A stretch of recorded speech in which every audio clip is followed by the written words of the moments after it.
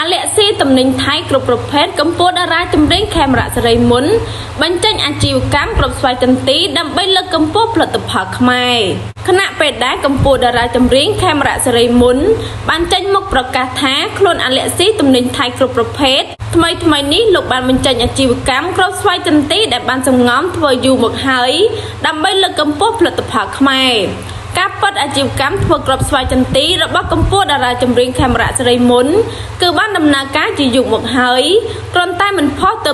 តែថ្មីនេះលោកបានបញ្ចេញការងារនេះខ្លាំងតែម្ដង